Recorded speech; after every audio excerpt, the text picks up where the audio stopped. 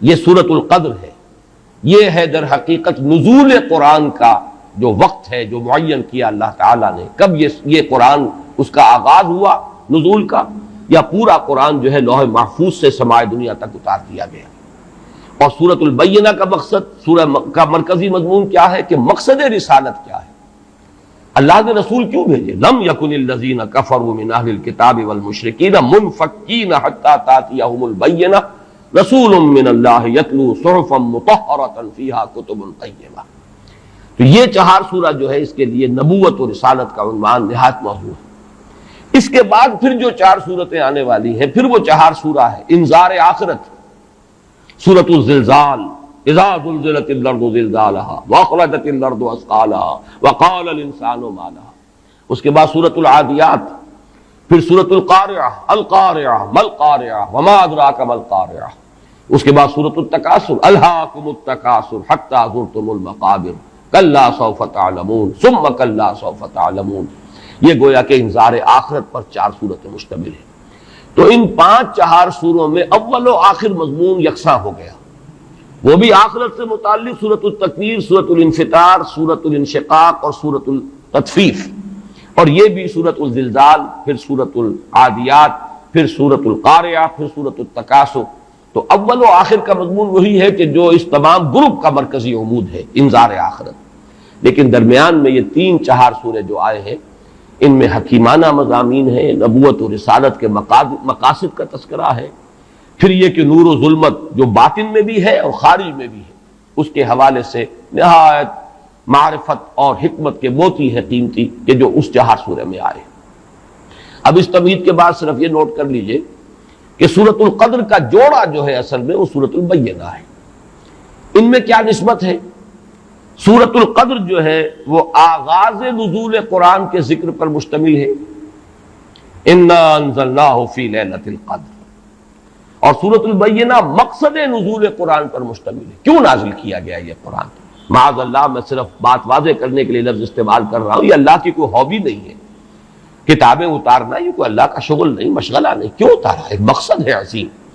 تاکہ دودھ کا دودھ اور پانی کا پانی جدا ہو جائے، تاکہ منفک ہو جائے جنہوں نے کفر کیا ہے، جن کے اندر کجی ہے، جن میں زیغ ہے، جن کے اندر خباثت ہے، وہ علیحدہ ہو جائے. حتی یمیز الخبیث من الطیب، جن کی فطرت سلیم ہے، صالح ہے، وہ علیحدہ ہو جائیں. لم یکن الذین کفروا من اہل الکتاب والمشرکین حتی تأتیہم البینہ. یہ تمییز نہیں ہو سکتی تھی جب تک کہ بینہ نہ آ جاتی. اور بینہ کیا ہے؟ رسول من اللہ یتلو صحفا مطہرۃ فیہا کتب قیمہ. وہ جو نقشہ مولانا حالی نے کھینچا ہے کہ اتر کر ہرا سے سوئے قوم آیا اور ایک نسخہ کیمیا ساتھ لایا. یہ دونوں مل کر رسول اور کتاب دونوں مل کر بینہ بنتے ہیں. ایک بات ان دونوں کے مابین جو قدر مشترک کے طور پر ہے اسے نوٹ کر لیجئے کہ ان دونوں کے بارے میں اختلاف ہے کہ یہ مکی ہیں یا مدنی ہیں. اگرچہ سورۃ القدر کے بارے میں غالب رجحان جو ہے وہ یہ ہے کہ یہ مکی ہے، لیکن رائے موجود ہے کہ یہ مدنی ہے. سورۃ البینہ کے بارے میں غالب رجحان یہ ہے کہ یہ مدنی ہے، لیکن یہ رائے بھی موجود ہے کہ یہ مکی ہے. یہاں تک کہ ام المومنین حضرت عائشہ صدیقہ رضی اللہ تعالی عنہا کی رائے یہ آئی ہے کہ یہ بھی مکی صورت ہے، مدنی نہیں ہے. اگرچہ اس کا جو انداز ہے، اس میں جو الفاظ استعمال ہوئے ہیں، اس کا جو اسلوب ہے وہ یقیناً بہت مشابہ ہے مدنی صورتوں کے ساتھ. اہل کتاب کا ذکر خاص طور پر یہ جو ہے زیادہ جلی انداز میں جو آیا ہے وہ تو مدنی صورتوں میں آیا ہے. لیکن یہ کہ یہ رائے موجود ہے، اور سب سے بڑھ کر میرے نزدیک اہمیت کی حامل بات یہ ہے کہ ام المومنین حضرت عائشہ صدیقہ رضی اللہ تعالی عنہ کی رائے بھی ہے. لیکن ان دونوں میں قدر مشترک کے طور پر صرف اس وقت میں ذکر کر رہا تھا کہ یہ بات بھی ہے کہ دونوں میں اختلاف ہے دونوں کے بارے میں کہ آیا یہ مکی صورتیں ہیں دونوں یا مدنی صورتیں ہیں. میرے نزدیک جو چیز راجح ہے، کیونکہ یہ دونوں اقوال موجود ہیں سلف میں، تو اب ہمارے لیے صرف ترجیح کا مسئلہ ہے کہ ہم کس کو راجح سمجھتے ہیں، کس کو مرجوح سمجھتے ہیں. میرے نزدیک راجح یہی ہے کہ یہ دونوں صورتیں مکی ہیں، اور میں مولانا امین حسن اصلاحی صاحب کی اس بات سے متفق ہوں کہ قرآن حکیم میں جو یہ مکی اور مدنی صورتوں کا معاملہ آیا یہ 7 گروپوں کی شکل میں ہے. ہر گروپ میں آغاز میں ایک یا ایک سے زائد صورت مکی ہوگی، اختتام ایک یا ایک سے زائد مدنی پر ہوگا. پہلی صورت سورہ فاتحہ مکی اور 4 سورتیں نہایت طویل، بقرہ اور آل عمران اور نساء اور مائدہ، یہ مدنی۔ اس کے بعد 2 سورتیں مکی، 2 مدنی، انعام اعراف یہ مکی، انفال اور توبہ یہ مدنی۔ اس کے بعد 14 سورتیں سورہ یونس سے لے کر سورہ مومنون تک یہ مکی ہیں، اور 1 سورت تنہا سورہ نور یہ مدنی ہے۔ پھر 8 سورتیں آتی ہیں کہ جو مکی ہیں، پھر 1 سورت آتی ہے اور وہ مدنی ہے، وہ سورہ احزاب ہے۔ اس طریقے سے مکی اور مدنی سورتوں کے 6 گروپ تو ہم پڑھ چکے ہیں، اس لیے کہ وہ تو سورہ تحریم پر 6واں گروپ ختم ہو چکا تھا۔ اب یہ 7واں گروپ ہے، اور اگر یہ اصول صحیح ہے، جو مجھے صحیح معلوم ہوتا ہے، اگرچہ یقینی طور پر تو بات نہیں کی جا سکتی، حتمی انداز میں نہیں کہا جا سکتا، لیکن میں اپنے اتفاق رائے کا اظہار کر رہا ہوں کہ مولانا امین حسن اصلاحی صاحب کی اس رائے سے مجھے اتفاق ہے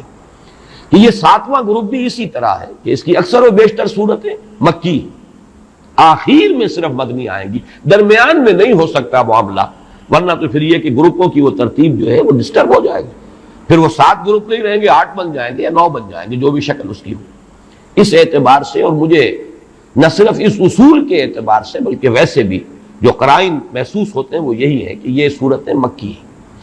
آخر میں جا کر میرا مولانا امین حسن اصلاحی صاحب سے ایک اختلاف ہے، لیکن جب وہاں ہم پہنچیں گے کہ آخری مدنی صورتیں کون کون سی ہیں، میں وہاں پھر اس اختلاف کو وہاں بیان کروں گا۔ اور یہ بات سمجھ لیجئے کہ اصول میں اتفاق کے باوجود اصول کی اپلیکیشن میں اختلاف ہو سکتا ہے، اصول ایک ہی ہے، لیکن یہ ہے کہ اس کا جب آپ انطباق کرتے ہیں کسی مسئلے میں، آپ کی رائے کچھ اور ہو سکتی ہے، کسی دوسرے شخص کی رائے کچھ اور ہو سکتی ہے، اور اس میں ہم حتمی اور یقینی طور پر کچھ نہیں کہہ سکتے، واللہ عالم کہہ کر ہمیں اپنی رائے ظاہر کرنی چاہیے۔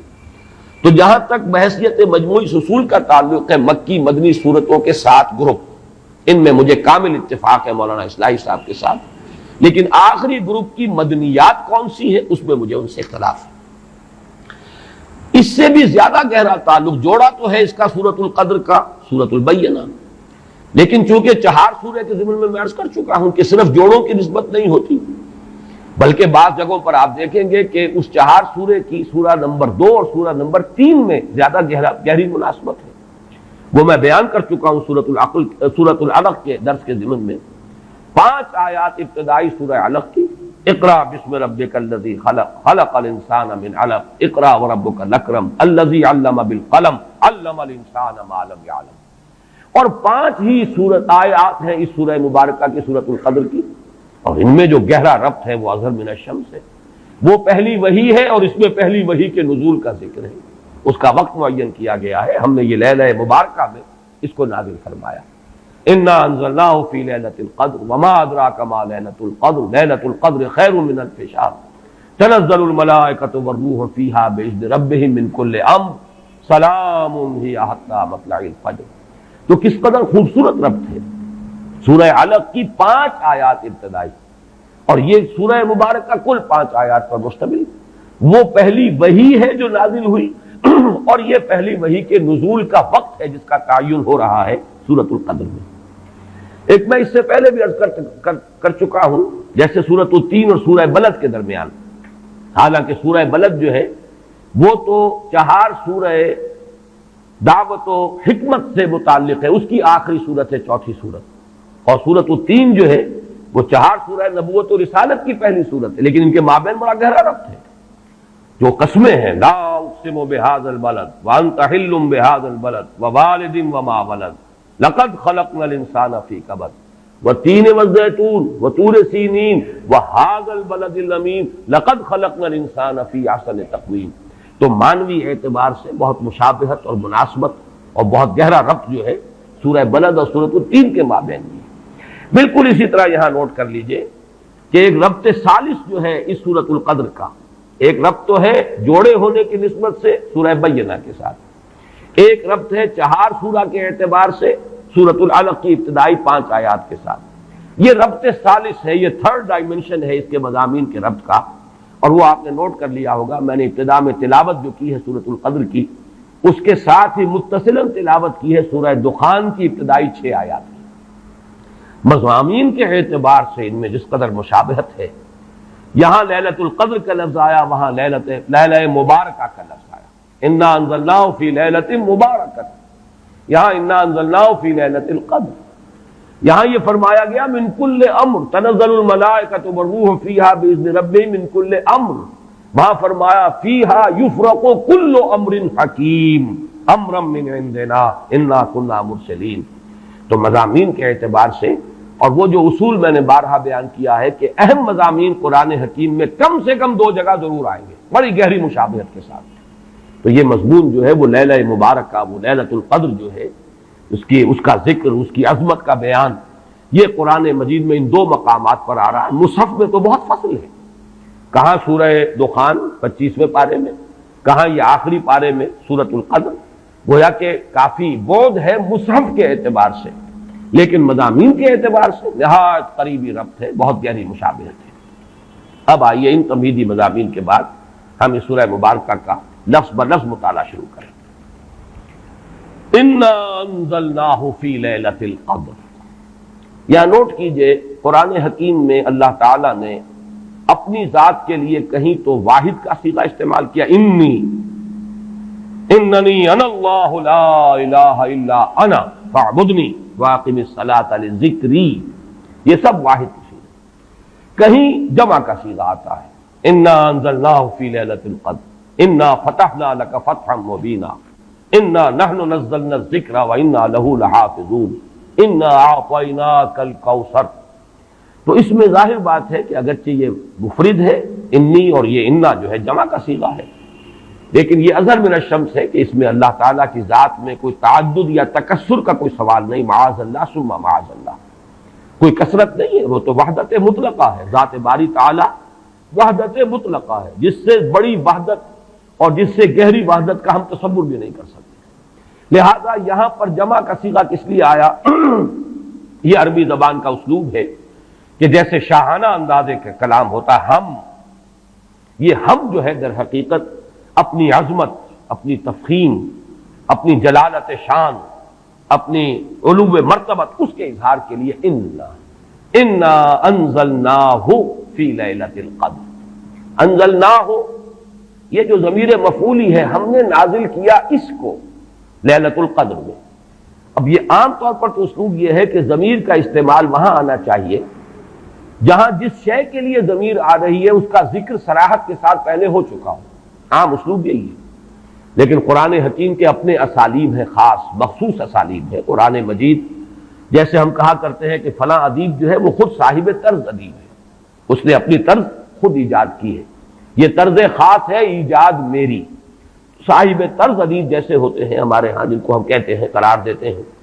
قرآن مجید کے اپنے اسالیب ہیں، اپنا طرز بیان ہے، اور اس میں یہ ہے کہ جو شے بالکل اظہر من الشمس ہو اس کے لیے پہلے سے تذکرہ ہونا ضروری نہیں ہے، اس کے لیے ضمیر لے آئیں گے بغیر اس کے کہ پہلے سے صراحت کے ساتھ اس کے لیے کوئی ذکر موجود ہو۔ اس میں در حقیقت اشارہ یہ ہوتا ہے یہ بالکل سامنے کی بات ہے، اس کے ذکر کی ضرورت ہی نہیں، یہ تو جانی پہچانی بات ہے، یہ تو بالکل مشہور اور معروف حقیقت ہے۔ اسی کی 2 مثالیں ہیں، مثلا یہ کہ سابقہ سورت جو ہے سورۃ العلق، اس میں کہیں ابو جہل کا نام نہیں آیا، لیکن ظاہر بات ہے کہ جب وہ آیات نازل ہوئی ہیں اور جب محمد الرسول اللہ صلی اللہ علیہ وسلم نے ان کو پڑھ کر سنایا ہوگا تو شاید ہی کوئی شخص و مکے والا کہ جو نہ پہچان سکا ہو کہ یہ کس کا ذکر ہے۔ ارایت الذی ینہا عبدا اذا صلی ارایت ان کان علی الہدی او امر بالتقوی ارایت ان کذب وتولی الم یعلم بان اللہ یری۔ ظاہر بات ہے اظہر من الشمس ہے تو نام لینے کی ضرورت نہیں۔ اسی طریقے سے مثلاً اسلوب جو ہے بہت نمایاں ہو کر آیا ہے سورہ واقعہ کے آخری رکوع میں، کلا اذا بلغت الحلقوم فلولا اذا بلغت الحلقوم، تو کیوں نہیں ایسا ہوتا کہ جب وہ پہنچ جاتی ہے حلق تک، حلقوم تک، کیا پہنچ جاتی ہے؟ اب یہاں پہ اظہر من الشمس سے مراد ہے عالم نزا میں جبکہ جان آ کر ہنسلی میں پھنس جاتی ہے، یہاں گھنگرو بولتا ہے اصل میں حتی اذا بلغت الحلقوم، یہ آخری وقت جو ہے معلوم ہوتا ہے کہ یہاں کوئی آواز آ رہی ہے اور جان یہاں آ کر پھنس گئی، لیکن یہاں جان کا یا نفس کا کہیں لفظ نہیں آیا۔ نا فلولا اذا بلغت الحلقوم وانتم حينئذ تنظرون ونحن اقرب اليه منكم ولكن لا تبصرون فلولا ان كنتم غير مدينين ترجعونها ان كنتم صادقين۔ اب یہاں پر بھی لفظاً کوئی ذکر نہیں ہے کہ کس شے کے لیے یہ لفظ استعمال ہو رہا ہے، لیکن اس کے مشہور و معروف اور اظہر من الشمس ہونے کے اعتبار سے وہ جو عام قاعدہ ہے اس کے خلاف یہاں پر بغیر اس کے صراحت کے تذکرے کے ضمیر کا استعمال ہو گیا. انا انزلناہ فی لیلۃ القدر. اس میں ایک بات اور نوٹ کیجئے کہ در حقیقت کسی شے کا اس طرح تذکرہ نہ کرنا یہ خود اس کی عظمت کی دلیل ہے. گویا کہ یہاں پر نہ صرف یہ کہ قرآن کے لیے اس ہو کا ضمیر جو ہے اس کی انا انزلناہ ہو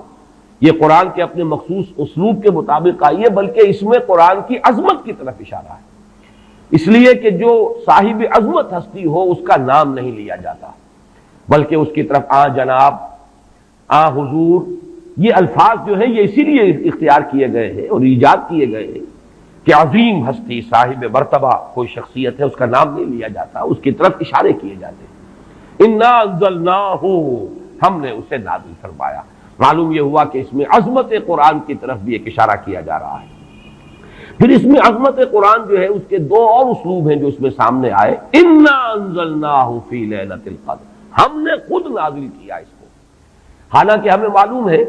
کہ یہ نزول جو ہوا ہے محمد رسول اللہ صلی اللہ علیہ وسلم پر بواسطہ ملک ہوا ہے، جبرائیل کے ذریعے سے. فإنہ نزلہ علی قلبک، اس نے نازل کیا اس قرآن کو اے نبی آپ کے دل پر. نزل بہ الروح الامین علی قلبک، اس کو لے کر نازل ہوئے یا اس کو نازل کیا ہے روح الامین نے.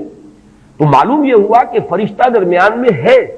لیکن یہ جیسے کہ کہا گیا انہ لقول رسول کریم ذی قوت عند ذی العرش مکین مطاع ثم امین. یہ سورہ تکویر میں یہ مضمون آ چکا ہے، اور آج کئی مرتبہ اس سورت کا نام ہم نے لیا ہے 4 سوروں کی تعیین کے ضمن میں. تو یہ سب کچھ کس لیے کہ معین طور پر یہ بات واضح ہو جائے کہ قرآن مجید کی تنزیل محمد الرسول اللہ صلی اللہ علیہ وسلم پر بواسطہ ملک ہوئی ہے، لیکن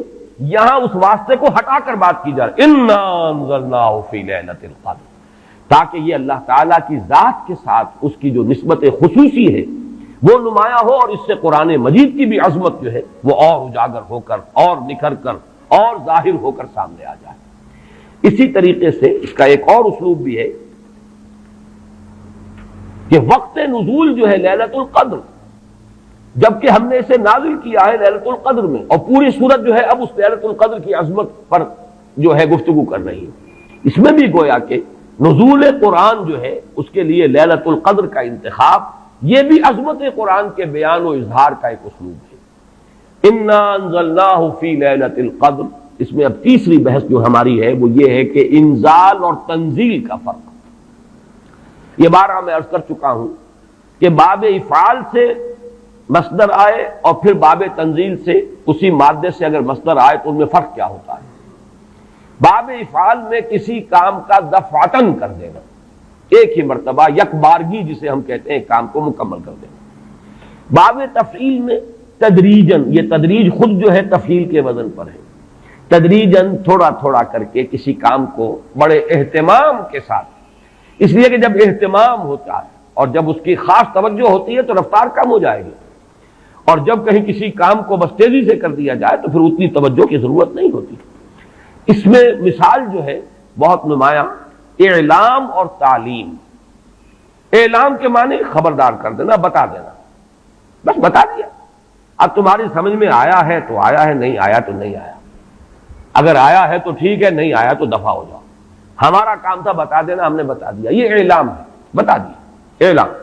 تعلیم، تعلیم ہے ذہن نشین کرنا، اتارنا، بٹھانا، سمجھانا، تھوڑا تھوڑا کر کے بٹ بائی بٹ.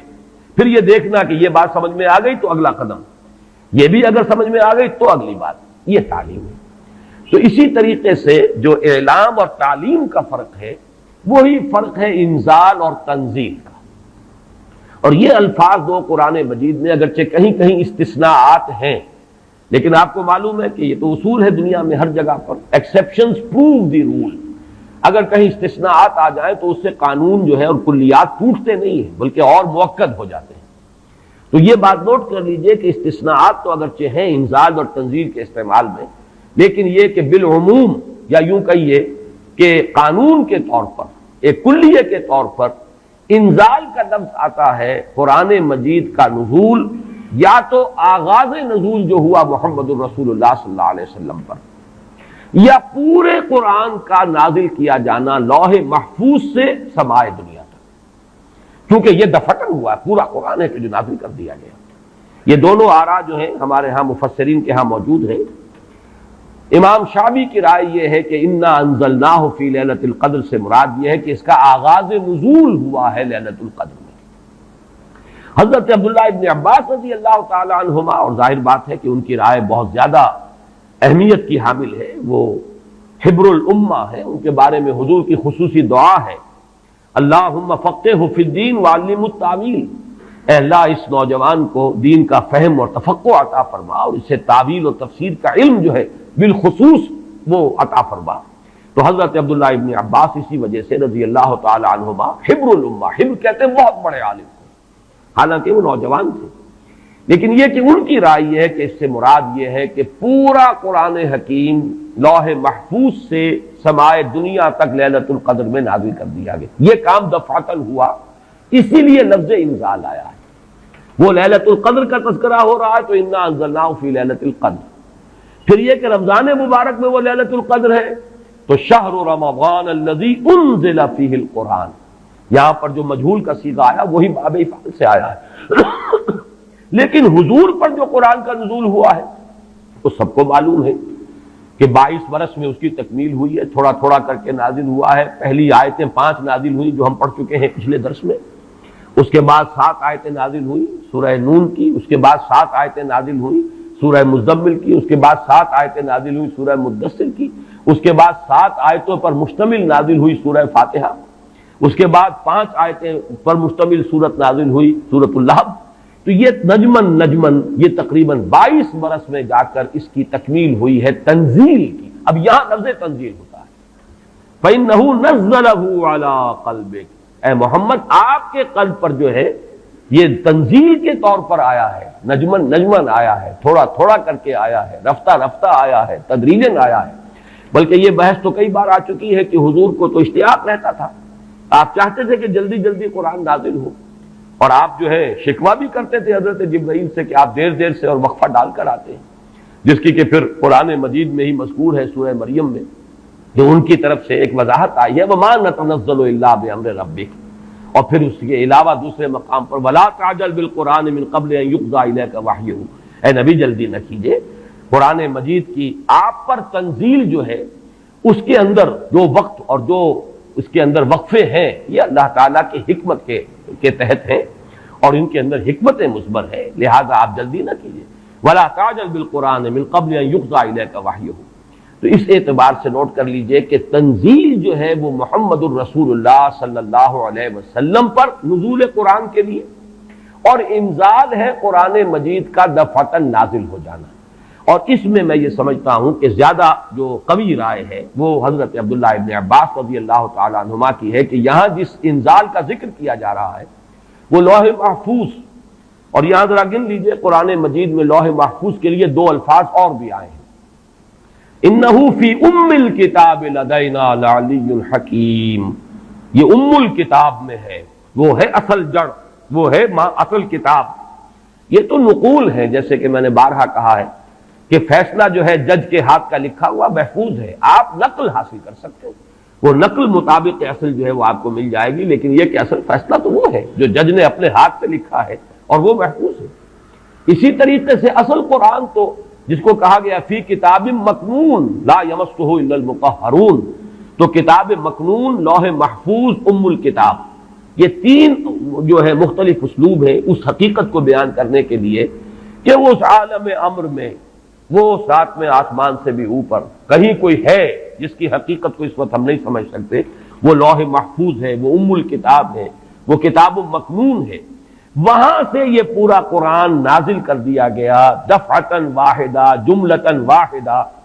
لیلۃ القدر میں، کہ جو کہ رمضان مبارک کی ایک شب تھی، سمائے دنیا تک۔ وہاں سے پھر فرشتے نے اس کو تدریجاً جو بھی اس کے نزول کے لیے حکمت معین تھی اللہ تعالیٰ کے علم میں، اس کے مطابق اس کو نازل کیا محمد الرسول اللہ صلی اللہ علیہ وسلم پر۔ البتہ یہ رائے کہ اس سے مراد آغاز نزول ہے، یہ بھی لفظی اعتبار سے اس کے اندر کوئی تضاد نہیں ہوگا، اس لیے کہ آغاز نزول میں جو آیات نازل ہوئی ہیں وہ تو دفعتاً واحدہ ہی نازل ہوئی ہیں،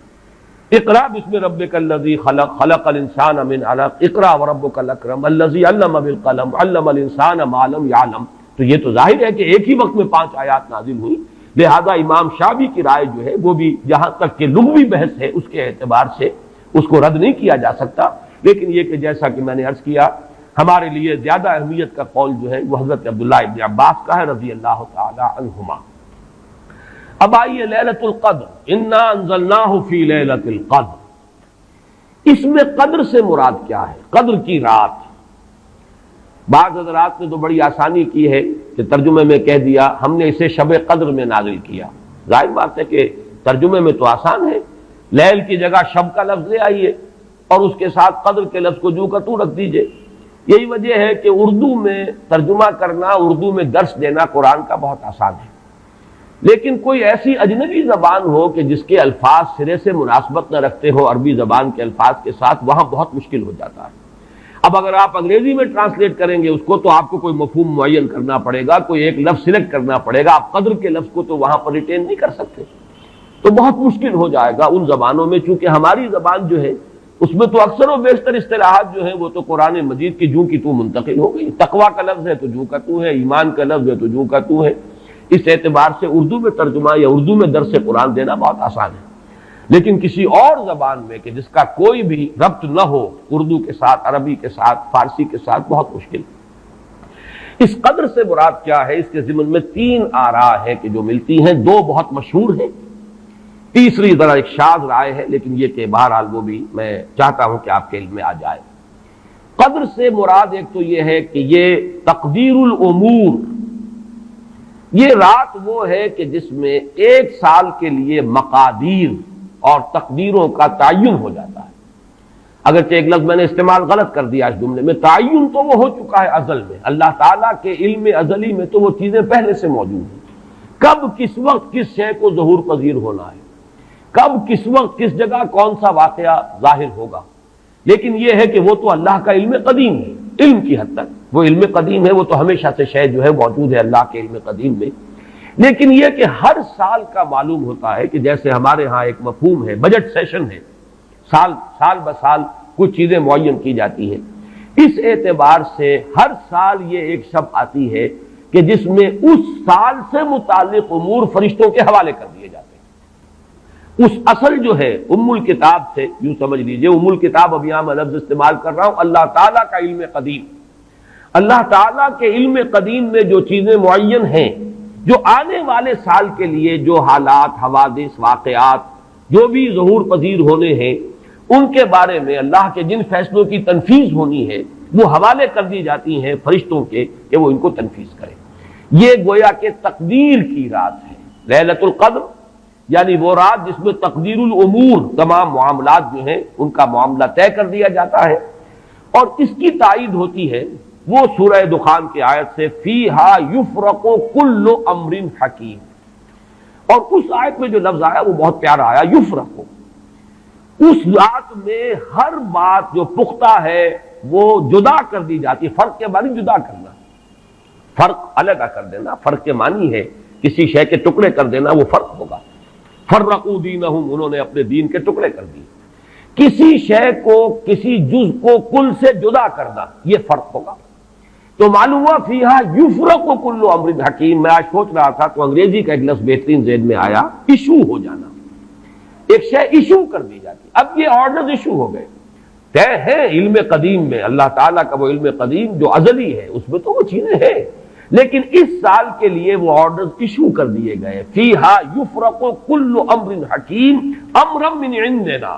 ہمارے پاس سے ان معاملات کا معاملہ جو ہے فیصلہ ہوتا ہے. کوئی اور طاقت نہیں ہے فیصلہ کرنے والی، وہ فیصلے ہمارے ہی ہیں، ہمارے ہی پاس سے وہ فیصلے جو ہیں صادر ہوتے ہیں.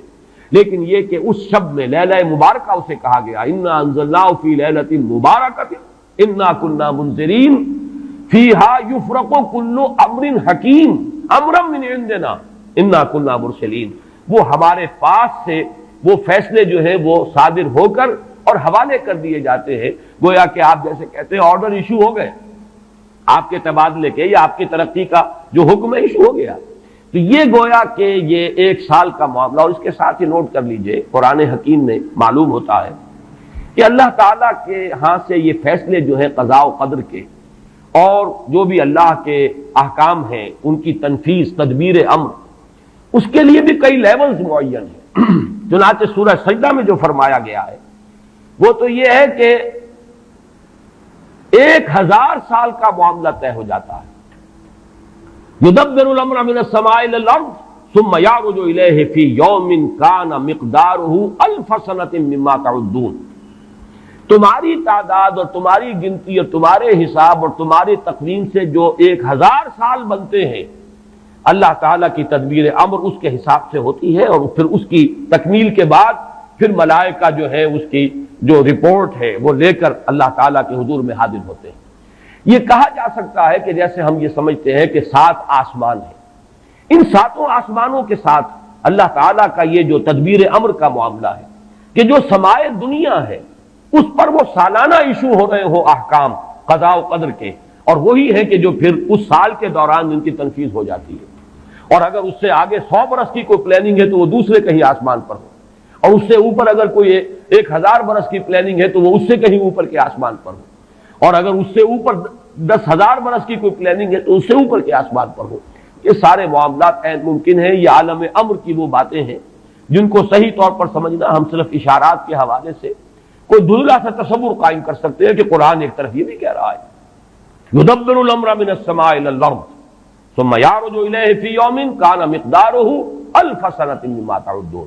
سورہ معارج میں یہ بھی ہے تعرج الملائکۃ والروح الیہ فیہا، اس میں فی یوم کان مقدارہ 50,000 سنہ، 50,000 برس کا بھی ایک دن ہے اللہ کا۔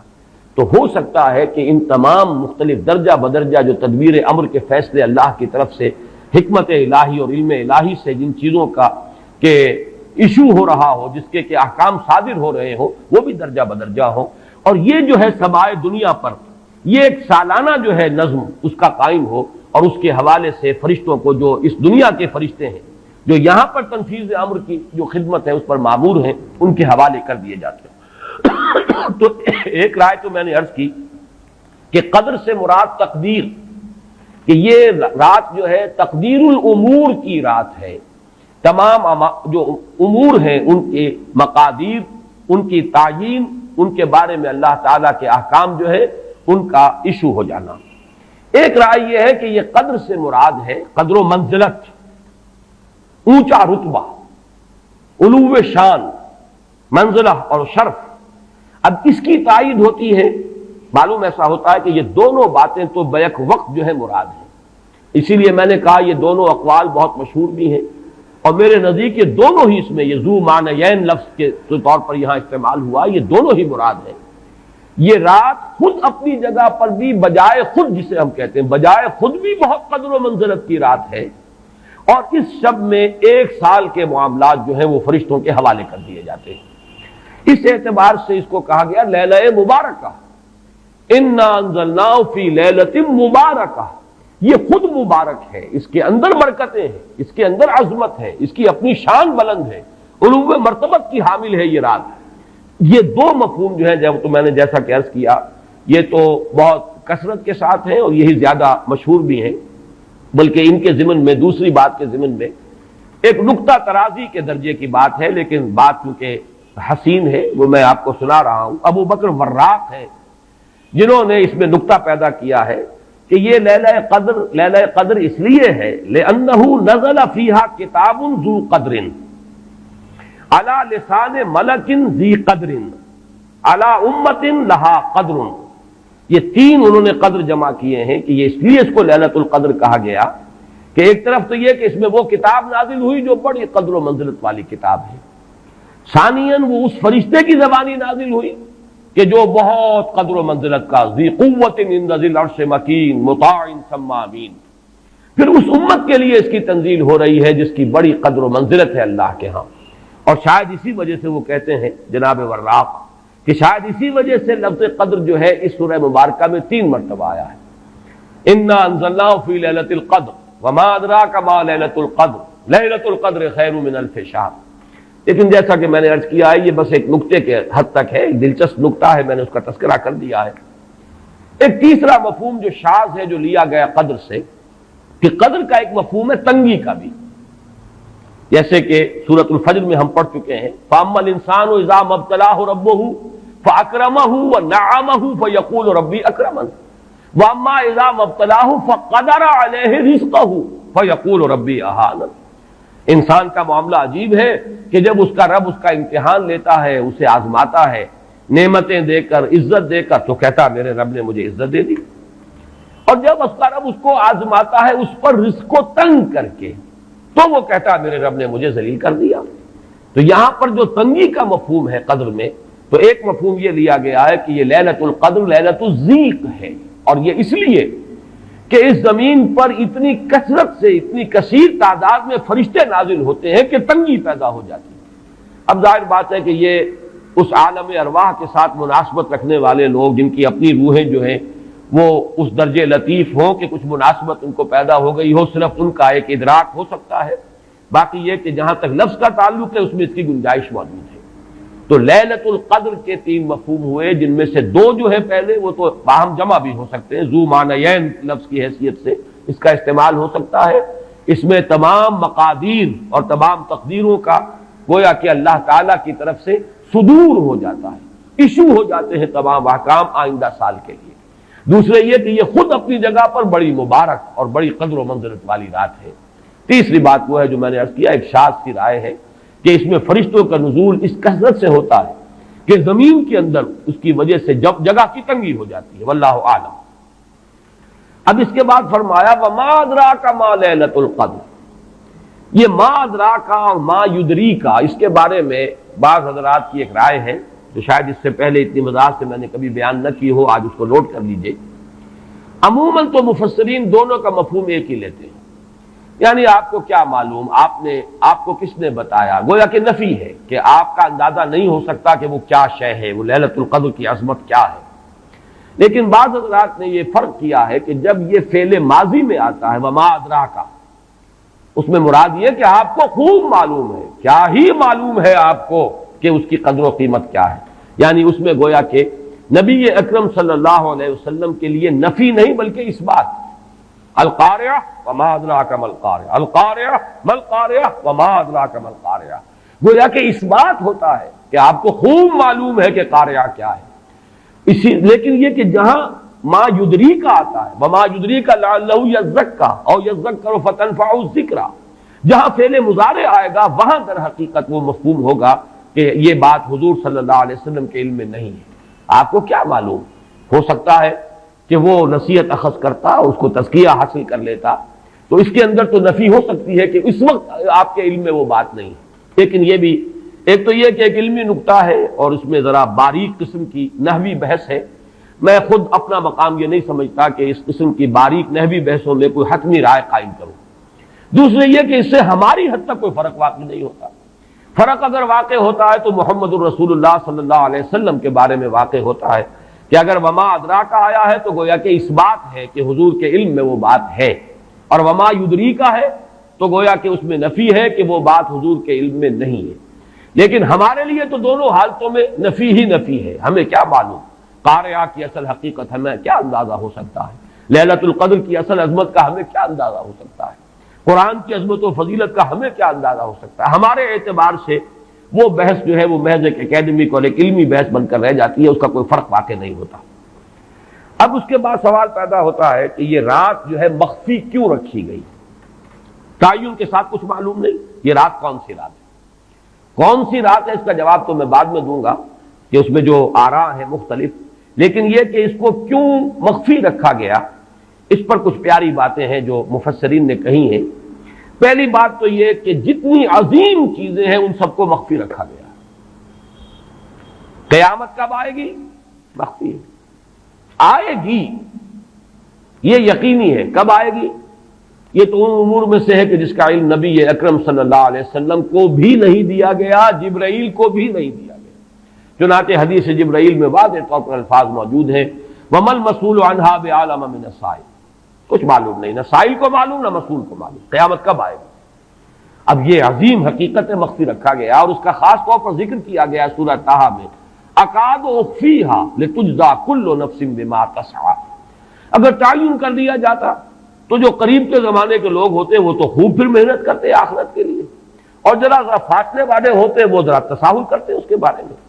اس کو رکھا گیا ہے، تلوار لٹکی ہوئی ہے، کسی بھی وقت گر سکتی ہے. یہ جیسے گلوٹین کبھی اگر آپ نے دیکھا ہو جس طریقے سے کہ اس کا چھرا گرتا ہے،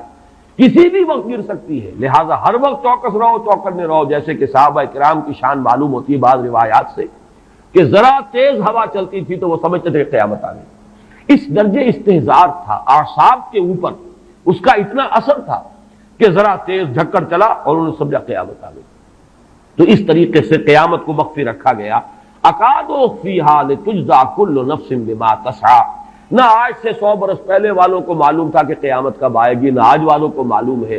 نہ اگر ابھی دنیا کی عمر ہے ابھی 100 برس اور، تو قیامت سے ایک دن پہلے بھی شاید یقینی طور پر معلوم نہ ہو سکے کہ کل قیامت آ رہی ہے. تاکہ ہر وقت جو ہے امتحان اتنا ہی شدید رہے، اتنا ہی کڑا امتحان رہے ہر ایک کے لیے. لتجزی کل نفس بما تجزی بما تسعی، تاکہ ہر ذی نفس کو بدلہ ملے اس کی سعی کے مطابق. اسی طریقے سے موت کا وقت معلوم نہیں. وما تدری نفس بأی ارض تموت. کہاں موت آئے گی کچھ معلوم نہیں، کہاں موت آئے گی، کب موت آئے گی کچھ معلوم نہیں. اسی طرح نوٹ کیجئے صلاۃ وسطیٰ، حافظوا علی الصلوات والصلاۃ الوسطیٰ معین نہیں ہے. اس کے لیے آراء اگرچہ ہے، اکثر آراء جمع ہو گئی ہیں صلاۃ العصر کے بارے میں، لیکن تعین سے حتمی طور پر نہیں کہہ سکتے. یہ رائے بھی ہے کہ کوئی بھی معین نہیں، تمام نمازیں جو ہیں وہ صلاۃ وسطیٰ کے حکم میں ہیں. بہترین نماز کوشش کرو کہ پوری محافظت کرو، صرف نماز کی نہیں، بہترین نماز کی. ہر نماز تمہاری بہترین نماز ہونی چاہیے. ہر روز روز عید ہو، ہر شب شب برات. اگر اللہ تعالیٰ کے ساتھ کوئی قلبی ربط ہے تو ہر دن جو گزر رہا ہے وہ روز عید ہے، اور ہر شب جو گزر رہی ہے وہ شب برات ہے. لیکن اگر وہ کہ انسان کو غفلت ان کے قلب پر طاری ہے تو وہ عید کا دن بھی اس کے لیے ایک عام دن ہے، اور شب برات بھی اس کے لیے ویسی ہی ایک رات ہے جیسی کہ ہر روز آتی ہے اور چلی جاتی ہے. اس اعتبار سے اس کو بھی خاص جو ہے معین نہیں کیا گیا صلاۃ وسطیٰ کون سی ہے. اسی طرح بعض روایات میں جو آتا ہے اسم اعظم، اللہ کا ایک نام ایسا ہے کہ اس کے واسطے سے اللہ سے جو بات مانگی جائے وہ رد نہیں ہو، لیکن وہ کون سا نہیں بتایا گیا. اقوال ہیں، اندازے ہیں. حی و قیوم پر زیادہ، الحی القیوم پر زیادہ لوگوں کا جو ہے وہ اجماع ہوا ہے، لیکن یہ کہ یقین سے نہیں کہہ سکتے. تو اسی میں اس کو بھی نوٹ کر لیجئے کہ اس کو مخفی رکھا گیا ہے لیلۃ القدر کو. لوگ زیادہ سے زیادہ محنت کریں، زیادہ سے زیادہ مشقت کریں. اس کے لیے جو بھی اس کی قدر و منزلت سے کسی درجے میں آگاہ ہے، وہ اگر معین ہی ہو جاتا کہ ایک شب یہ ہے تو پھر تو سب کے سب اس رات میں محنت کر لیتے، باقی راتیں جو ہیں وہ پھر سونی اور ویران گزرتی. لیکن یہ کہ مطلوب یہ ہے کہ زیادہ سے زیادہ راتیں آباد ہوں، زیادہ سے زیادہ راتوں میں ذکر ہو، عبادت ہو، دعا ہو. اس لیے اس کو مخفی رکھا گیا. یہ حکمت ہے. اس میں بھی ایک عجیب نکتہ ہے جو امام راضی رحمۃ اللہ علیہ نے بیان کیا ہے، اور حوالہ اگرچہ نہیں دیا اس حدیث کا، لیکن ایک روایت کے حوالے سے بات بیان کی ہے کہ اس کے ظاہر نہ کرنے میں بھی اللہ کی ایک شفقت اور رحمت ہے بندوں کے حق میں. اس لیے کہ اس کی قدر جتنی زیادہ ہے اتنی ہی اس کی ناقدری پر سزا ہوگی. اگر معلوم ہو کہ یہ شب ہے اور اس کی ناقدری کو انسان کرے تو گویا کہ پھر وہ اتنا ہی زیادہ مورد عقاب اور مورد سزا بن جائے گا. اس کے لیے ایک بڑا پیارا واقعہ نقل کیا امام راضی نے کہ حضور صلی اللہ علیہ وسلم حضرت علی رضی اللہ تعالی عنہ ایک روز مسجد میں داخل ہوئے، ساتھ ہی آئے ہیں. دیکھا کہ ایک شخص سو رہا ہے، نماز کا وقت ہو چکا تھا. حضور نے حضرت علی سے فرمایا کہ اسے جگا دو، اسے ہوش میں لے آؤ تاکہ یہ وضو کرے، نماز کے لیے تیاری کرے. حضرت علی نے امتثال امر کیا، جا کر جگا دیا. لیکن پھر ایک سوال کیا حضرت علی نے کہ حضور آپ تو خود نیکی کے کاموں میں بہت سبقت فرمانے والے ہیں، سباق بالخیر یہ لفظ آئے، سبقت کرنے والے بہت کثرت کے ساتھ، تو آپ نے یہ جو ہے یہ کام خود کیوں نہیں فرمایا، اور مجھے کیوں اس کے لیے آپ نے حکم دیا؟ آپ خود بھی اسے جگا سکتے تھے. آپ نے فرمایا کہ تم اس کی حکمت کو سمجھ لو. میرے جگانے پر اگر وہ نہ جاگتا اور انکار کر دیتا تو کفر ہو جاتا اس کے حق میں، اور تمہارے جگانے پر اگر کوئی تساہل سے بھی وہ کام لیتا تو وہ کفر نہ ہوتا. تو یہ ایک فرق ہے کہ اللہ تعالیٰ کی طرف سے ایک شفقت ہے کہ حضور صلی اللہ علیہ وسلم جگاتے اور کسی درجے میں وہ انکار کر دیتا. کبھی ایسا بھی ہوتا آدمی نیند میں ہے اور وہ کہتا جاؤ جاؤ مجھے آرام کر دے دو، تو اگر میرے ساتھ یہ معاملہ ہوتا تو وہ کفر کے درجے کو پہنچ جاتی بات. لیکن اگر تمہارے ساتھ یہ معاملہ ہو بھی جاتا تو اس درجے شدید نہ ہوتا. تو گویا کہ حضور نے اس شخص پر شفقت کے اعتبار سے یہ شکل اختیار کی کہ خود نہیں جگایا بلکہ یہ کہ حضرت علی رضی اللہ تعالیٰ عنہ کو حکم دیا کہ اسے جگا دیں۔ تو یہ نقطہ کہ لیلۃ القدر کے اخفاء میں یہ بات بھی ہے کہ اگر اس کو عیاں کر دیا جاتا، معین کر دیا جاتا، تو پھر جو لوگ اس سے غافل رہتے پھر وہ بہت سخت ناقدری کا ارتکاب کرتے اور بڑی سزا کے مستوجب ہو جاتے۔ اب آپ چھٹی بحث ہے کہ وہ رات کون سی ہے۔ اگرچہ ایک رائے شاذ یہ بھی ہے کہ وہ رمضان سے باہر کی رات بھی ہو سکتی ہے، لازم نہیں ہے کہ رمضان ہی کی کوئی شب ہو۔ اس میں چونکہ بعض حضرات نے ایک روایت کی وجہ سے جسے ہم شب برات کہتے ہیں، لیلۃ البرات، یہ شعبان کی 15ویں شب، درمیانی شب، اور اس کے بارے میں ایک روایت موجود ہے حضرت عائشہ صدیقہ رضی اللہ تعالی عنہا کی کہ رات کے وقت ان کی آنکھ کھلی اور وہ باری آپ ہی کے پاس شب باسی کی تھی حضور کی، تو حضور موجود نہیں تھے، تو تشویش ہوئی کہاں گئے۔ تو جب تلاش کی گئی تو معلوم ہوا کہ حضور جنت البقیع قبرستان میں پہنچے ہوئے ہیں اور وہاں آپ ان کے لیے جو بھی وہاں دفن ہیں ان کے لیے استغفار فرما رہے ہیں۔ جب پوچھا گیا معاملہ کیا، تو آپ نے فرمایا یہ بڑی عظیم رات ہے اور اس رات میں فوت ہونے والوں کا فیصلہ ہو جاتا ہے، پیدا ہونے والوں کا فیصلہ ہو جاتا ہے۔ تو اب وہ بھی ایک لیلہ مبارکہ، اسی وجہ سے بعض لوگوں نے وہ جو سورہ دخان کی ابتدائی آیات ہیں انا انزلناہ فی لیلۃ مبارکۃ، اس کو محمول کیا ہے اسی رات پر کہ جس کو ہم شب برات کہتے ہیں اپنی عام اصطلاح میں، لیلۃ البرات اسے عربی میں کہا جاتا ہے۔ برات کے معنی کسی کا چھٹکارا پا لینا۔ یہ شب برات جو ہے وہ برات شادی والی برات نہیں ہے، بلکہ یہ برات کا لفظ ہے عربی زبان کا، جو ہمارے ہاں وہ غلط العام میں برات شب برات بن گیا ہے۔ برات من اللہ ورسولہ، جو سورہ برات کا پہلا لفظ ہے کہ چھٹکارا پانا، کہ وہ رات بھی ایسی ہے کہ اس میں انسان استغفار کرے اور اللہ تعالیٰ سے اپنے گناہوں کی معافی مانگے تو اپنے آپ کو جہنم سے چھٹکارا دلا سکتا ہے، وہ شب برات ہے۔ اس اعتبار سے کچھ لوگوں نے گمان کیا کہ شاید لیلۃ القدر اور لیلہ مبارکہ اس حدیث کی روح سے وہی شب ہے، وہ ظاہر بات ہے کہ خارج از رمضان مبارک ہے، اور یہ کہ اس کے علاوہ بھی بعض آراء ہیں، لیکن یہ آراء جو ہے شاذ کے درجے میں ہے۔ میں یہ کہہ سکتا ہوں کہ تقریباً اجماع ہے اس پر کہ یہ رات رمضان مبارک ہی کی ایک رات ہے۔ اس کی دلیل ایک تو یہ کہ القرآن یفسر بعضہ بعضا کے اصول کے مطابق قرآن مجید کے اندر سورہ بقرہ میں یہ واضح کر دیا گیا شہر رمضان الذی انزل فیہ القرآن، رمضان مبارک کا مہینہ وہ ہے کہ جس میں قرآن نازل کیا گیا، اور یہاں فرمایا انا انزلناہ فی لیلۃ القدر، ہم نے اس کو اتارا ہے لیلۃ القدر میں۔ ان دونوں کو جوڑیے تو اس کا ایک لا محالہ جو ایک انیویٹیبل رزلٹ نکلتا ہے وہ یہی ہے کہ یہ لیلۃ القدر رمضان مبارک میں۔ دوسری اس کی تائید ہوتی ہے وہ مشہور حدیث جس کو الحمدللہ کہ ہم نے بہت عام کیا ہے، رمضان مبارک کی آمد سے قبل کوشش ہوتی ہے ہر سال جو ہے اس کی یاد دہانی کرا دی جائے۔ ایک طویل خطبہ جو حضور نے دیا تھا، خطبنا رسول اللہ صلی اللہ علیہ وسلم فی آخر یوم من شعبان،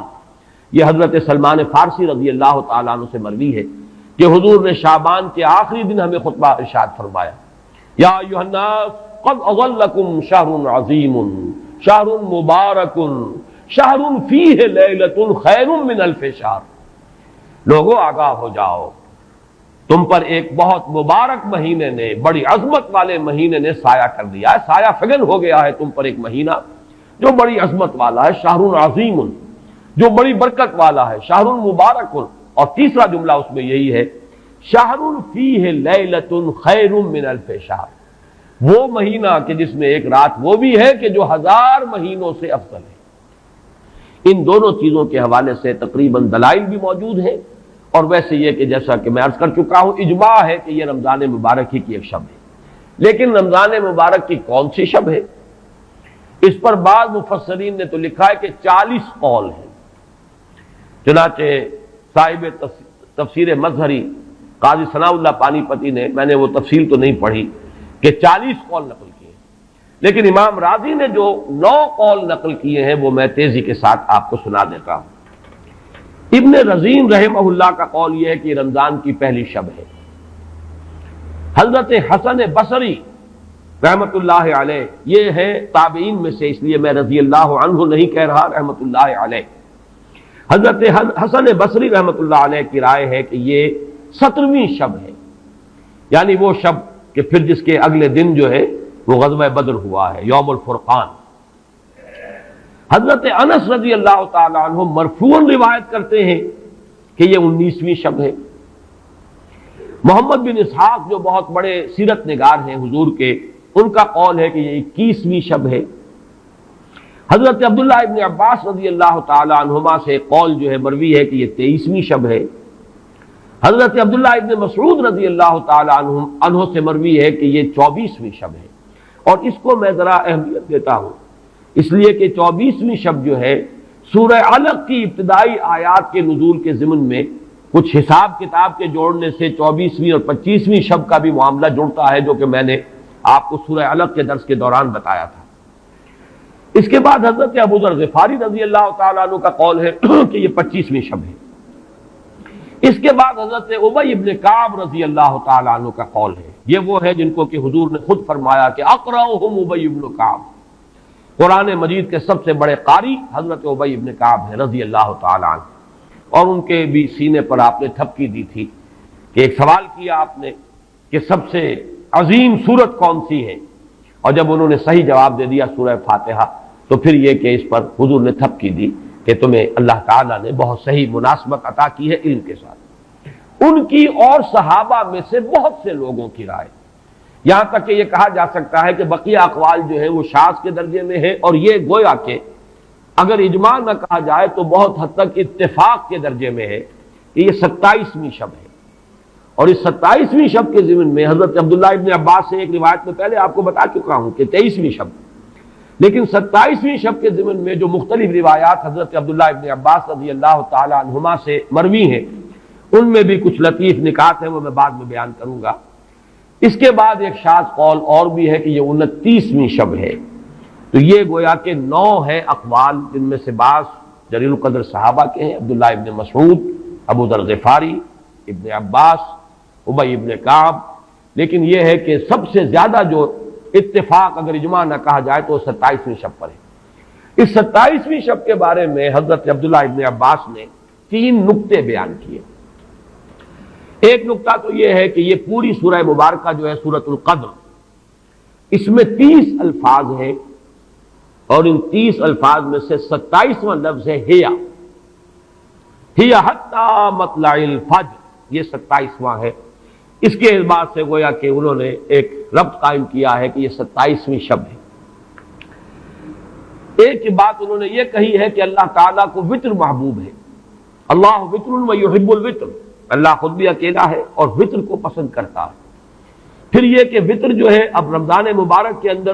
اگر وہ وطر شمار کیے جائیں گے تو 14-15 وطر بن جائیں گے، لیکن اس میں چونکہ آخری عشرے کے بارے میں بہت سی روایات جو ہیں ان کا تقریباً اجماع ہو جاتا ہے کہ آخری عشرے میں، تو آخری عشرے میں بھی 5 وطر آئیں گے، 21ویں، 23ویں، 25ویں، 27ویں، 29ویں۔ لیکن حضرت عبداللہ ابن عباس کہتے ہیں کہ 7 کا حصہ اللہ تعالیٰ کو بہت پسند ہے، اور بہت سی چیزیں جو ہیں عالم تکوینی میں بھی اور عالم تشریعی میں بھی بہت سی چیزیں وہ ہیں کہ جو 7 کے حصے کے ساتھ وابستہ ہیں۔ 7 آسمان ہیں، 7 زمینیں ہیں، ہفتے کے 7 دن ہیں، طواف کے 7 شوط ہیں، سعی بین صفا والمروہ وہ بھی 7 مرتبہ ہے، ادھر سے ادھر، ادھر سے ادھر 7۔ اسی طریقے سے سجدے کے اعضاء بھی 7 ہیں، تو اس سے انہوں نے پہلے وطر اور وطر کے بعد 7 کا حصہ، رمضان کے آخری عشرے کی وطر راتیں اور ان میں 7ویں رات یعنی 27ویں شب، وہ اپنے اس حساب کتاب سے بھی۔ اور جب انہوں نے یہ بات بیان کی تو حضرت عمر رضی اللہ تعالی عنہ نے ان کی تحسین کی تھی۔ آخری بات اور بھی کہی گئی ہے کہ لیلۃ القدر جو ہے اس کے اندر حروف کو اگر شمار کیا جائے تو 9 بنتے ہیں، اور یہ لیلۃ القدر اس سورہ مبارکہ میں 3 مرتبہ آیا ہے۔ انا انزلناه فی لیلۃ القدر وما ادراک ما لیلۃ القدر لیلۃ القدر خیر من الف شہر، اس اعتبار سے بھی 3 کو ضرب دی جائے 9 سے تو وہ بھی 27 کا عدد بنتا ہے۔ بہرحال یہ میں نے جیسا کہ عرض کیا تھا کہ ان کا کوئی تعلق نہ صرف سے ہے، نہ نحو سے ہے، نہ روایات سے، لیکن بہرحال حضرت عبداللہ ابن عباس کا ایک ذوق ہے، اس کو آپ ذوقی باتیں بھی کہہ سکتے ہیں، لیکن یہ کہ حضرت عبداللہ ابن عباس کی ذوقی بات ہے، لہذا اس کا کم سے کم تذکرہ ہو جانا چاہیے۔ ایک بحث یہ ہے کہ اہیا باقیۃ ام لا، کیا یہ رات جو اس کی عظمت تھی یہ باقی ہے یا صرف وہی رات جو تھی جس میں کہ قرآن مجید نازل کیا گیا وہی عظمت کی حامل تھی؟ انا انزلناہ فی لیلۃ القدر، یا یہ کہ اب بھی ہر سال یہ رات آ رہی ہے تو اسی عظمت کی حامل ہے، اسی قدر و منزلت کی، اسی برکت کی حامل ہے؟ اس پر بھی تقریباً ایک اجماع ہے کہ یہ لیلۃ القدر باقی ہے، ہر سال آتی ہے۔ اس کے ضمن میں بلکہ میں چاہتا ہوں کہ اپنے قول کی تصحیح کر دوں کہ میں ایک رائے میں نے ابتدائی دور میں بیان کی ہے اپنے بعض خطبات میں، تقاریر میں، اور وہ جیسا کہ ایک خطیبانہ انداز ہوتا ہے، قرآن مجید کی عظمت کے بیان کے ضمن میں یہ باتیں، یہ بھی نقطے کے درجے کی باتیں ہوتی تھی اور وہ میں بیان کرتا رہا ہوں کہ قرآن ہے اصل عظمت کی حامل شے۔ جس رات میں یہ قرآن نازل ہوا وہ لیلۃ القدر بن گئی، گویا کہ لیلۃ القدر کی عظمت جو ہے وہ قرآن کی عظمت سے مستعار ہے۔ جس مہینے میں یہ نازل ہوا وہ مذہب جو ہے، وہ مہینہ جو ہے مبارک ہو گیا، شہر مبارک، اور وہ مہینہ جو ہے وہ روزے کی عظیم عبادت کے لیے مختص کر لیا گیا۔ اسی طریقے سے جو دن اس کی تعلیم کے لیے خاص کیا گیا، جو جمعے کا دن جو ہے وہ در حقیقت تعلیم قرآن کے لیے، یتلو علیہم آیاتہ ویزکیہم ویعلمہم الکتاب والحکمہ، جو حضور کا عمل تھا اسی کو دوام عطا کیا گیا ہے خطبہ جمعہ کی صورت میں۔ وہ دن جو ہے وہ سید الایام بن گیا کہ ہفتے کے دنوں میں وہ سردار دن ہے، جمعے کا دن جو ہے وہ سردار ہے تمام دنوں میں۔ یہ بات اپنی جگہ پر صحیح ہے جہاں تک اصولی اعتبار سے، لیکن میں اس میں جو تصحیح کر رہا ہوں جزوی طور سے وہ یہ ہے کہ لیلۃ القدر کی عظمت جو ہے وہ خود اپنی جگہ پر ہے، فی نفسہا ہے، اپنے ہی مقام پر ہے، اپنی جگہ ہے، بجائے خود، جسے کہتے ہیں فارسی میں بجائے خود عظمت کی حامل ہے۔ اور اس کی عظمت کا مقام یہ بھی ہے کہ اس میں فیہا یفرق کل امر حکیم، تمام معاملات جو ہیں اللہ کے فیصلے جو ہیں ان کو ایشو کر دیا جاتا ہے، وہ گویا کہ حوالے کر دیے جاتے ہیں، وہ فیصلے صادر ہو جاتے ہیں اللہ تعالیٰ کی جناب سے، تو یہ اس کی عظمت قدیم ہے۔ قرآن کا نزول اس کے ساتھ شامل کیا گیا ہے کہ اس عظیم رات کا انتخاب کیا گیا ہے قرآن کے نزول کے لیے۔ یہ میں چاہتا تھا کہ اپنے ان سابقہ بیانات کے ضمن میں یہ تصحیح جو ہے میں آپ کو نوٹ کرا دوں۔ دوسرے یہ کہ آیا اس کے ساتھ اس کا دن بھی اس عظمت میں شامل ہے یا نہیں؟ اس میں بھی اکثر مفسرین کا جواب یہ ہے کہ دن شامل ہے،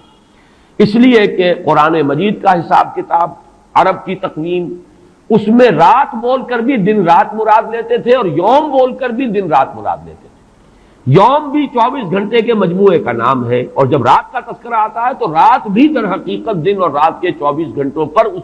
اس کا جو ہے اطلاق کیا جاتا ہے۔ جو دن آتا ہے رات کے بعد وہ اس رات کے تابع ہے۔ اس اعتبار سے یہ عظمت جو ہے صرف شب کے ساتھ نہیں ہے، بلکہ یہ کہ اس کے بعد آنے والا دن جو ہے وہ بھی اسی عظمت کا حامل ہے۔ اس سے ایک بہت بڑا مسئلہ حل ہو جاتا ہے کہ جو اس دور میں خاص طور پر بہت سے لوگوں کے ذہنوں کو پریشان کر سکتا ہے، اور وہ یہ کہ جب کہ مکے میں یا عرب میں رات ہے تو امریکہ میں وہ دن ہے۔ وہ دن، یا اگر وہ رات آئے گی تو ابھی اس کے کچھ 12 گھنٹے کے بعد وہاں پر رات آئے گی۔ اس اعتبار سے دن جو ہے وہ بھی جب شامل ہو گیا اس کے ساتھ تو معلوم ہوا کہ کرۂ ارضی کا کوئی حصہ بھی، کوئی نقطہ بھی اس برکت اور اس قدر و منزلت سے محروم نہیں رہے گا، اس لیے کہ دن کے رات کے ساتھ وہ دن جو ہے طبعاً شامل ہے۔ اب آئیے کہ یہ خیر من الف شہر، اس سے کیا مراد ہے؟ دو باتیں تو اس میں بالکل واضح ہیں۔ ایک تو اس اعتبار سے کہ اس میں جو عبادت کی جائے، استغفار کیا جائے، ذکر کیا جائے، اس کی قدر و منزلت، اس کے لیے ایک تعبیر ہے، جو انداز اسلوب بیان اختیار کیا گیا وہ یہ ہے، اس سے مراد وہ 1000 مہینے جو ہے گنتی کے 1000 مہینے نہیں ہیں۔ اس کو جن لوگوں نے حساب کر کے 83 برس اور کچھ مہینے نکالے ہوئے تو وہ در حقیقت یہ حساب کتاب نہیں ہوتا۔ عربی زبان میں کہیں 100، کہیں 70، کہیں 1000، یہ کثرت کی تعبیر کے لیے آتے ہیں۔ تو معلوم ہوا کہ بہت زیادہ اجر و ثواب ہے عبادت کا، دعا کی قبولیت کا بہت طویل امکان ہے اس شب مبارک میں، اور یہ کہ تقرب الی اللہ کے لیے انسان کوئی کوشاں ہو تو اس کی پیش رفت جو ہے اس شب میں جو ہے وہ بقیہ دنوں اور بقیہ راتوں کی نسبت سے بہت زیادہ ہوگی۔ اس میں جو ایک اشکال پیدا ہوتا ہے ذہن میں کہ آخر کیا سبب ہے کہ بعض خاص جو دن ہیں یا بعض خاص مہینے ہیں ان کی جو خاص جو فضیلت ہے، تو اس کو میں سمجھتا ہوں کہ بہت عمدگی سے ہمارے مفسرین نے سمجھایا ہے۔ کہ عالم مادی میں بھی ہم یہ چیز دیکھتے ہیں کہ مناسبت ہوتی ہے. کوئی فصل ہے گندم کی، اب آپ اگر اس کو غلط موسم میں اگر بو دیں گے تو آپ کا بیج بھی ضائع ہو جائے گا. مناسبت ہے، صحیح وقت ہے اس کا، اسی میں اگر وہ فصل جو ہے وہ بوئی جائے گی تو وہ مثمر ہوگی، اس سے آپ کو فصل حاصل ہو جائے گی. لیکن اگر آپ نے غیر وقت میں وہی بیج بہترین ہو، دانہ عمدہ سے عمدہ ہو، زمین اچھی سے اچھی ہو، لیکن یہ کہ موسم اگر آپ نے غلط چن لیا ہے، تو گویا کہ مناسبت جو ہے اوقات، دنوں، ایام، راتوں، مہینوں، سالوں، ان کے جو بھی ایک خاص مناسبت ہے نیکی کے ساتھ، خیر کے ساتھ، عالم امر کے ساتھ، روحانیت کے ساتھ، عالم ارواح کے ساتھ، اس کو ہم قیاس کر سکتے ہیں کہ جیسے موسموں اور دنوں کا معاملہ ہے، اسی طریقے سے اس عالم ارواح کے اندر اور روحانی عالم کے اندر بھی کچھ ایام ہیں، کچھ دن ہیں، کچھ مہینے ہیں جن کی خصوصی مناسبت ہے. چنانچہ رمضان مبارک کا مہینہ ہے، اسی طریقے سے یہ لیلۃ القدر ہے، اس کے اندر جو ہے قدر و منزلت اللہ نے جو رکھی ہے وہ اس کی ایک خصوصیت ہے جس کو ہم، ظاہر بات ہے کہ عالم امر کی اشیاء جو ہیں کما حق ہو تو ان کا ادراک اور شعور ہم اس وقت اس زندگی میں اس دنیا میں حاصل نہیں کر سکتے، لیکن اس کی طرف اس تمثیل کے ذریعے سے کچھ نہ کچھ جو ہے رہنمائی ہو جاتی ہے. جیسے کہ قرآن مجید کی عظمت کما حق ہو، جیسے کہ وہ عظمت ہے، کما ہیا، کسی انسان کے لیے ممکن نہیں کہ اس کا ادراک اور شعور کر سکے. لیکن مثال دی گئی، لو انزلنا القرآن علی جبل لرأیتہ خاشعا متصدعا من خشیۃ اللہ وَتِلْكَ الْأَمْثَالُ نَضْرِبُهَا لِلنَّاسِ لَعَلَّهُمْ يَتَفَكَّرُونَ. یہ مثالیں ہم بیان کر دیتے ہیں لوگوں کے لیے کہ جو معاملات، جو امور، جو لطیف حقائق ان کے ادراک و شعور سے ماوراء ہیں، بلندتر ہیں، اس کا کوئی اجمالی اور کوئی مبہم خاکہ تو ان کے ذہن میں آ ہی جائے ایک تمثیل کی مدد سے. اس اعتبار سے اس مادی عالم میں بھی جو موسموں کے اثرات اور ان کی مناسبت یا عدم مناسبت کسی کام کے ساتھ ہے، اس کے حوالے سے ہم سمجھ سکتے ہیں کہ اللہ تعالیٰ نے خاص گھڑیاں، خاص ساعات، جیسے فرمایا گیا کہ جمعے کے دن ایک خاص ساعت ایسی ہے، اب دیکھیے اس کو بھی شمار کر لیجئے، وہ بھی مخفی رکھی گئی ہے کہ وہ ساعت کون سی ہے. ایک خاص ساعت ہے کہ اگر کوئی شخص دعا کرے گا اس گھڑی میں تو وہ رد نہیں ہوگی، لیکن اسے خفیہ رکھ دیا گیا. بعض حضرات کے خیال میں دونوں خطبوں کے درمیان جو وقت ہو جبکہ امام بیٹھتا ہے یہ وقفہ ہے وہ خاص ساعت. بعض حضرات کے نزدیک وہ نماز کے ادا ہونے سے لے کر عصر تک کا وقفہ ہے. لہذا بہت سے حضرات کو آپ نے دیکھا ہوگا کہ وہ جمعے کے روز نماز جمعہ ادا کرنے کے بعد سے عصر تک مسجد میں قیام کرتے ہیں، ذکر اور تلاوت اس میں مشغول رہتے ہیں. بعض حضرات کے نزدیک اس سے مراد ہے اذان ہونے سے نماز کے ادا ہو جانے تک، اذا نودی للصلاۃ من یوم الجمعۃ فاسعوا الی ذکر اللہ وذروا البیع اور فاذا قضیت الصلاۃ فانتشروا فی الارض، ان دونوں کے مابین جو وقت ہے وہ گویا کہ اس کا، لیکن اس کو بھی مخفی رکھ دیا گیا. وہ جو میں نے کچھ لسٹ گنوائی تھی کہ عظمت والی چیزوں کو اللہ نے چھپایا ہے، اسے مخفی رکھا ہے، اسی میں اس کو بھی شامل کر لیجئے کہ ایک گھڑی ہے جمعے کے دن، ایک وقت ہے، ایک ساعت ہے، اس میں جو دعا کی جائے قبول ہو جائے گی. اسی طریقے سے یہ لیلۃ القدر ہے، اسی طریقے سے اور مختلف چیزیں. تو لیلۃ القدر خیر من الف شہر تنزل الملائکۃ والروح فیہا باذن ربہم من کل امر. نازل ہوتے ہیں فرشتے اور الروح. اگرچہ الروح کے بارے میں اس کا مصداق کیا ہے بہت سے اقوال ہیں، لیکن یہاں پر اکثر و بیشتر مفسرین جو ہے متفق ہیں کہ یہاں مراد حضرت جبرائیل علیہ السلام. فرشتوں میں ان کے چونکہ ایک خاص مقام ہے، بہت اونچا ان کا مقام ہے، کہا جا سکتا ہے سید الملائکہ، تمام فرشتوں کے وہ سردار ہیں. یہی وجہ ہے کہ وہی ہے قرآن کے نازل کرنے والے. یہ عظیم اللہ کا پیغام جو ہے، نوع انسان پیام آخری حامل او رحمت للعالمین، تو اس کے لانے والے بھی جو ہے وہ فرشتوں میں، جیسے کہ میں نے وہ آیات آپ کو اس سے پہلے بھی سنائی کہ انہ لقول رسول کریم ذی قوت عند ذی العرش مکین مطاع ثم امین. اب یہ ساری مدح جو ہو رہی ہے، تعریف ہو رہی ہے حضرت جبرائیل علیہ السلام کی، تو یہ گویا کہ عطف الخاص علی العام کی ایک مثال ہے. تمام ملائکہ، الملائکہ بہت سے ملائکہ، اور یہاں پہ اس سے اندازہ کیجئے کہ معلوم ہوتا ہے بہت کثیر تعداد میں ملائکہ ہیں جن کا نزول ہوتا ہے. وہ جو میں نے قدر کا ایک مفہوم بیان کیا گیا تھا کہ اتنے ملائکہ آتے ہیں کہ زمین پر جگہ نہیں رہتی، اور لیلۃ القدر سے مراد لیلۃ الضیق ہے کہ ملائکہ کے لیے اس کا، چونکہ ابھی حال ہی میں مجھے تجربہ ہوا ہے کہ جب ہم نے طواف وداع کیا ہے تو وہ ہم نے دیکھا ہے ضیق کی وہ کیفیت جو ہے، وہ تنگی، کہ وہاں پر جگہ جو ہے آدمی کا سانس لینا مشکل ہو جاتا، اس درجے تنگ ہے۔ تو اب یہ تو ایک عالم مادی کا ضیق تھا جو ہم دیکھا ہے، جس کا ہمیں تجربہ ہو گیا۔ عالم ارواح میں فرشتوں کا ضیق کہ اتنے فرشتے نازل ہو جائیں کہ ان کو تنگی محسوس ہو، ان کو اپنے لیے جگہ نہ مل رہی ہو زمین پر، تو یہ بھی ایک مفہوم ہے۔ تنزل الملائکۃ والروح، نازل ہوتے ہیں فرشتے اور جبرائیل، بالخصوص حضرت جبرائیل علیہ الصلوۃ والسلام، فیہا، اس شب میں، بِإِذْنِ رَبِّهِمْ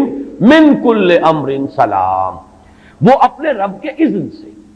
اس میں گویا کہ وہ جڑ کاٹی جا رہی ہے، جیسا کہ میں نے بارہا بیان کیا ہے کہ ایمان بالملائکہ ہی بگڑ کر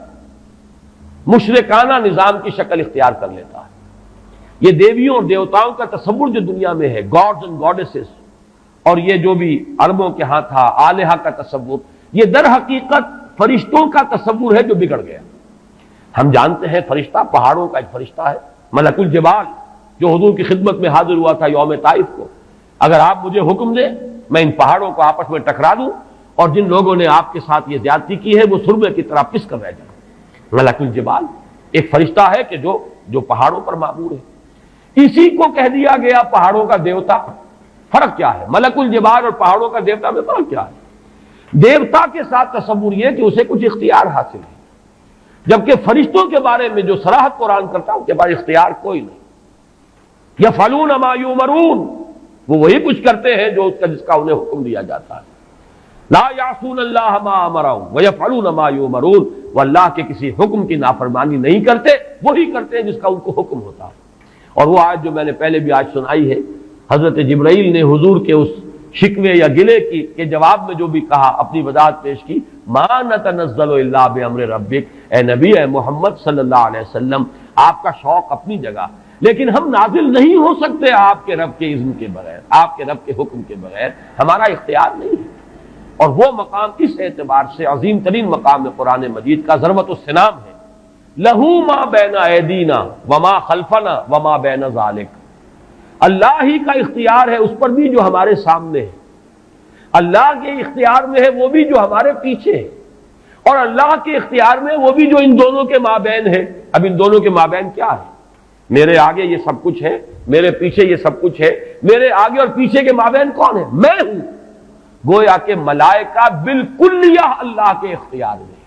ان کا کوئی اختیار جو ہے اپنا نہیں ہے، اگرچہ بہت ملائکہ مقربین ہے، مقام بہت بلند ہے، نوری مخلوق ہے۔ چنانچہ مسلم شریف میں حضرت عائشہ صدیقہ رضی اللہ تعالی عنہا سے روایت موجود ہے کہ اللہ نے فرشتوں کو نور سے پیدا کیا، نوری الخلق، نوری الاصل، پھر یہ کہ مقربین، اللہ کے بہت قریب قرب رکھنے والے، لیکن اختیار نہیں،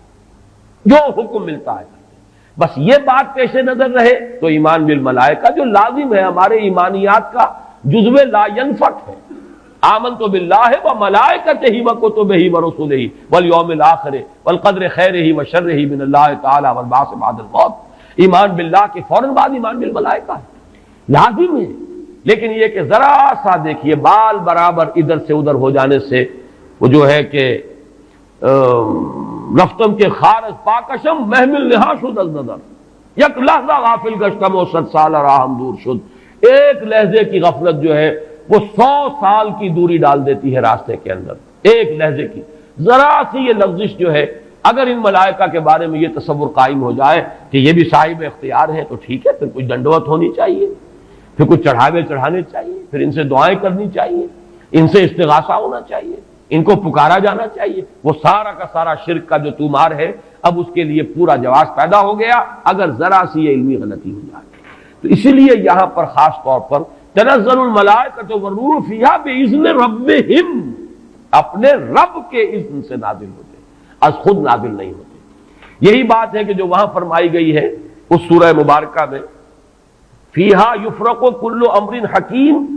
امرا من عندنا، ہمارے پاس سے وہ امر جاتا ہے، کسی اور کا اختیار نہیں ہے، امرا من عندنا، اس کا فیصلہ ہم کرتے ہیں، یدبر الامر ہم ہیں، تدبیر امر ہم کرتے ہیں، فیصلہ کرنے والے ہم ہیں، حکم دینے والے ہم ہیں، تقدیر کا تعین کرنے والے ہم ہیں، اس کے لیے حکم ایشو کرنے والے ہم ہیں۔ تو فرمایا امرا من عندنا انا کنا مرسلین، مرسلین، اور ہم ہی ہیں کہ جو بھیجنے والے ہیں، اپنے فرشتوں کو بھیجتے ہیں تنفیذ امر کے لیے، اپنے رسولوں کو بھیجتے ہیں لوگوں کو خبردار کرنے کے لیے، جو کہ اگلی صورت کا مقصد ہے، جو مرکزی مضمون ہے کہ مقصد رسالت ہے کیا۔ تو فرمایا تنزل الملائکۃ والروح فیہا باذن ربہم من کل امر۔ اب دیکھیے کل امر کس طرح یہ الفاظ جو ہے ایک دوسرے کے ساتھ ان دونوں مقامات کے جو ٹیلی کر رہے ہیں۔ انا انزلناہ فی لیلۃ القدر، انا انزلناہ فی لیلۃ مبارکۃ، قدر اور مبارک یہ دونوں ایک دوسرے کے مقابل میں آ گئے۔ یہاں فرمایا من کل امر، تنزل الملائکۃ والروح فیہا باذن ربہم من کل امر، وہاں فرمایا فیہا یفرق کل امر حکیم امرا من عندنا انا کنا مرسلین۔ اس شب میں ایشو ہو جاتے ہیں تمام معاملات، تمام فیصلے، اور ہوتے ہیں ہمارے پاس سے۔ یہ غالباً جو ہمارے ہاں جو فیصلے عدالتی فیصلے ہوتے ہیں ان میں بھی خاص الفاظ آتے ہیں کہ یہ عدالت کا اپنا فیصلہ ہے، یہ ہم اپنے فیصلے سے یہ بات جو ہے اس کا تعین کر رہے ہیں۔ تو امرا من عندنا، یہ ہمارا فیصلہ ہمارے پاس سے اس کی تعین ہوتی ہے۔ سلام ہی حتی مطلع الفجر، سلام میں ایک تو یہ بات کہ نحوی اعتبار سے کہ اس کا مبتدا محذوف ہے، وہ سلامتی ہی سلامتی ہے، اور سلام کے دو معنی کیے گئے ہیں، ایک تو جو سلام کا یا سلامتی کا ذریعہ بنے، یہ رات سلامتی کی رات ہے، اس رات میں سلامتی حاصل کی جا سکتی ہے، اس رات میں اللہ کی مغفرت حاصل کی جا سکتی ہے، اللہ کے عفو و درگزر کے عام ہونے کی رات ہے۔ ایک یہ کہ اس رات میں مولانا اصلاحی صاحب نے ایک بڑا پیارا لفظ استعمال کیا ہے کہ جو شیاطین جن ہیں ان پر کرفیو لگا دیا جاتا ہے، جیسے رمضان مبارک کے بارے میں آیا ہے کہ ان جو شیاطین ہیں ان کو قید کر دیا جاتا ہے، یعنی یہ کہ برائی کے جو محرکات و دواعی ہیں ان میں کمی آ جاتی ہے، خیر کے دواعی اور داعیات و محرکات وہ اس کے اندر نکھرتے ہیں، ابھرتے ہیں، اور یہ ہر شخص کو اندازہ ہے رمضان مبارک کا ایک خاص ماحول ہوتا ہے۔ اس میں واقعہ یہ ہے کہ اگرچہ بدطینت لوگ اس میں بھی بد کرداری کا معاملہ کرتے ہیں، لیکن یہ کہ طبیعت جو عام ماحول اس ماہ مبارک کا ہوتا ہے اس میں خیر کا کرنا نسبتاً بہت آسان دوسرے دنوں کے مقابلے میں، اور برائی کی طرف میلان جو ہے وہ زیادہ ہی شدید ہوگا تو شاید اس کا جو ہے اظہار ہو جائے، ورنہ عام طور پر برائی کے میلانات جو ہے ان میں کمی پیدا ہو جاتی ہے۔ تو سلام ایک تو اس معنی میں کہ سلامتی حاصل کرنے والی رات، دوسرے یہ کہ اس رات میں سلامتی ہوتی ہے کہ جنات جو ہیں شیاطین جن ان کے اوپر پابندیاں ہیں، قدغنے ہیں، اور ایک یہ لفظ لایا گیا ہے سالم کے معنی میں، سالم پوری رات، یہ پوری رات کا معاملہ ہے، اس کی کوئی خاص ساعت نہیں ہے۔ اس میں گویا کہ خاص دلجوئی کی جا رہی ہے کہ اگر کوئی شخص پوری رات میں نہیں بھی جاگ سکا، لیکن اگر طبیعت میں انشراح ہو جائے کسی اس کی ایک ساعت میں، کسی ایک حصے میں، تو وہ یہ سمجھے کہ وہ محروم نہیں رہا، اسے اس رات کی سعادتوں اور برکات میں سے حصہ مل جائے گا۔ ہی حتی مطلع الفجر، اور یہ رات جو ہے یہ فجر کے طلوع ہونے تک یہ برکات کا نزول، فرشتوں کا نزول، خیر و سعادت،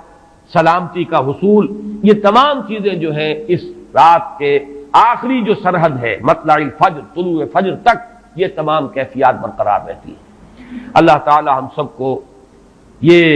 لیلہ قدر اور لیلہ مبارکہ جو ہے اس کی برکات سے اور اس کی قدر و منزلت سے اور اس کے خیرات و حسنات سے متمتع ہونے کی توفیق عطا فرمائے۔ بارک اللہ لی ولکم فی القرآن العظیم ونفعنی وإیاکم بالآیات والذکر الحکیم۔